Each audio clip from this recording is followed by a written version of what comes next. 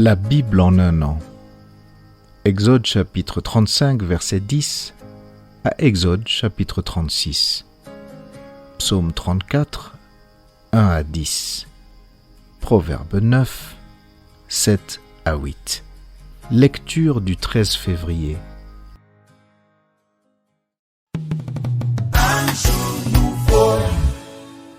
Matthieu chapitre 27, versets 32 à 66. Lorsqu'ils sortirent, ils rencontrèrent un homme de Cyrène appelé Simon, et ils le forcèrent à porter la croix de Jésus.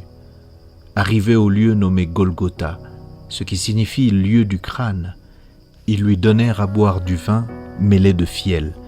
Mais quand il l'eut goûté, il ne voulut pas boire.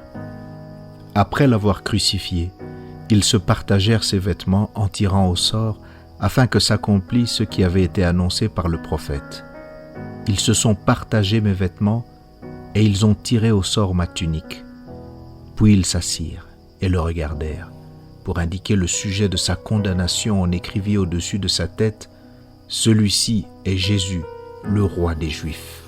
Avec lui furent crucifiés 2 brigands, l'un à sa droite et l'autre à sa gauche. Les passants l'injuriaient et secouaient la tête en disant « Toi qui détruis le temple et qui le rebâtis en 3 jours, sauve-toi toi-même. Si tu es le Fils de Dieu, descends de la croix. » Les principaux sacrificateurs, avec les scribes et les anciens, se moquaient aussi de lui en disant « Il a sauvé les autres et il ne peut se sauver lui-même.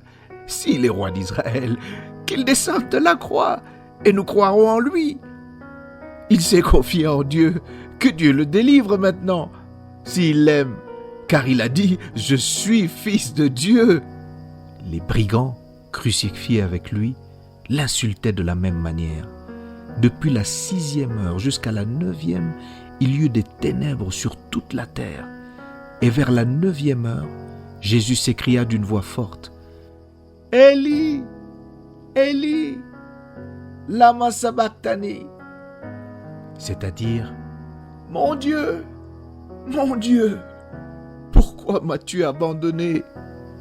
Quelques-uns de ceux qui étaient là, l'ayant entendu, dirent « Il appelle Élie » et aussitôt l'un d'eux courut prendre une éponge qu'il remplit de vinaigre et l'ayant fixée à un roseau, il lui donna à boire. Mais les autres disaient « Laisse, voyons si Élie viendra le sauver. » Jésus poussa de nouveau un grand cri et rendit l'esprit. Et voici, le voile du temple se déchira en 2. Depuis le haut jusqu'en bas, la terre trembla. Les rochers se fendirent, les sépulcres s'ouvrirent et plusieurs corps des saints qui étaient morts ressuscitèrent. Étant sortis des sépulcres après la résurrection de Jésus, ils entrèrent dans la ville sainte et apparurent à un grand nombre de personnes.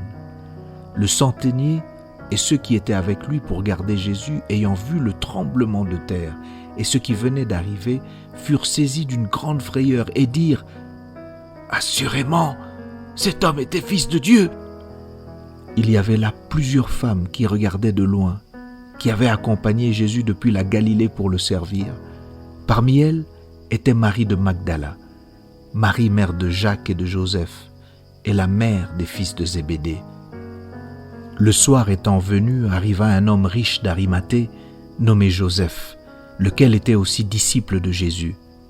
Il se rendit vers Pilate et demanda le corps de Jésus, et Pilate ordonna de le remettre. Joseph prit le corps, l'enveloppa d'un linceul blanc et le déposa dans un sépulcre neuf qu'il s'était fait tailler dans le roc. Puis il roula une grande pierre à l'entrée du sépulcre et il s'en alla. Marie de Magdala et l'autre Marie étaient là, assises vis-à-vis du sépulcre.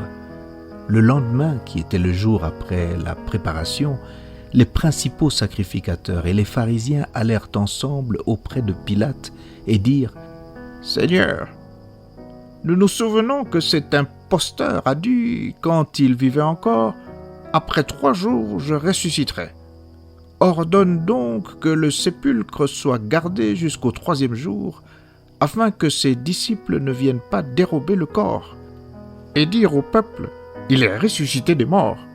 Cette dernière imposture serait pire que la première. » Pilate leur dit, « Vous avez une garde. Allez, gardez-le comme vous l'entendrez. » Ils s'en allèrent et s'assurèrent du sépulcre au moyen de la garde après avoir scellé la pierre.